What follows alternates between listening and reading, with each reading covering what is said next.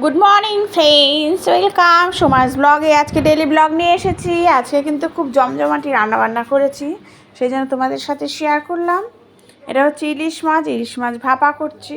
নিয়েছি হচ্ছে সর্ষের গুঁড়ো, নুন, হলুদ আর কাঁচা লঙ্কা। এটা দিয়ে জল দিয়ে গুলিয়ে রাখবো, রেখে এইভাবেই আমি ভাপেটা করি। তোমরাও একবার করে দেখো, দারুণ কিন্তু স্বাদের হয়, সবাই খুব ভালো খায়। তোমরা কেমন আছো বলো? অনেক দিন পরে আমি আবার ব্লগ দিচ্ছি, অবশ্যই কিন্তু তোমরা একটু ব্লগটা দেখে নিও, তোমাদের খারাপ লাগবে না।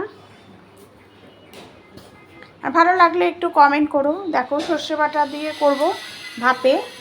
নুন হলুদ মাখিয়ে নিয়েছিলাম, ইলিশ মাছটা খালি কড়াইতেই দিয়ে দিলাম, কড়াইতে কিন্তু কিচ্ছু দিইনি। তারপরে হচ্ছে যে সর্ষের গুঁড়োটা আমি রেডি করে রেখেছিলাম, পেস্টটা জলে গুলিয়ে রেখেছিলাম, সেটাও দিয়ে দিলাম। দেওয়ার পরে কাঁচা লঙ্কাও আছে এর সাথে। আর দেখো, একটু সর্ষের তেল দেবো এতে, অল্প করে দিয়ে ঢেকে রাখবো। কেমন লাগছে ব্লগটা অবশ্যই কিন্তু তোমরা একটু কমেন্ট করো। দেখো, আমি ঢেকে রেখে তারপরে ঢাকনিটা খুলে একটু চিনি দিলাম, দিয়ে আবার একটু সর্ষের গুঁড়ো দিচ্ছি, দিয়ে মাছগুলো এপিট ওপিট করে আবার ঢেকে রাখবো।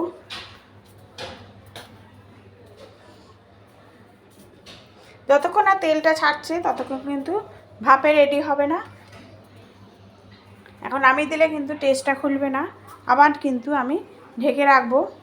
ঢেকে রেখে যখন দেখবো যে তেলটা চারপাশ দিয়ে একটু বেরিয়ে আসছে, তখনই রেডি হয়ে যাবে। দেখো কত সুন্দর একটা টেক্সচার হয়েছে, দেখেই কিন্তু খুব লোভ লাগে সবারই, আমি জানি তোমাদেরও লোভ লাগে।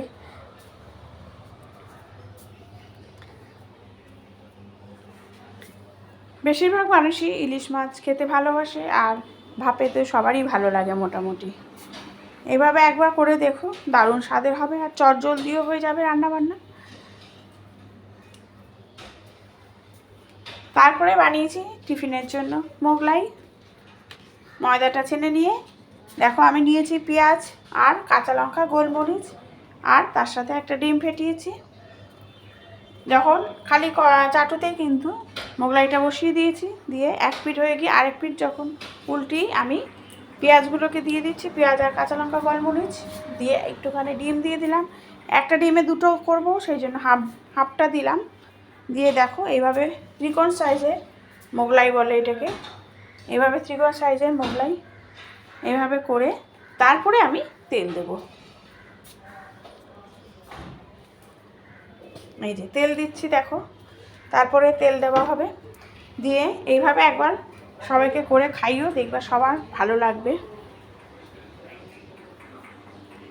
এভাবে তেল দিয়ে দিচ্ছি, দিয়ে এরকম চিপে চিপে করবে যাতে ডিমগুলো সব দিকেই ভালো মতো ছড়িয়ে যায়। দিয়ে তারপরে এটা উল্টে দিতে হবে, এক পিঠ হয়ে গেলে আরেক পিঠ উল্টে দিতে হবে।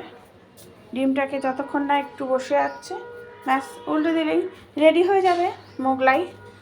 তোমরা কিন্তু কমেন্ট করো, দুটো ভালো ভালো রেসিপি তোমাদের শেয়ার করলাম এই ব্লগে। Thank you.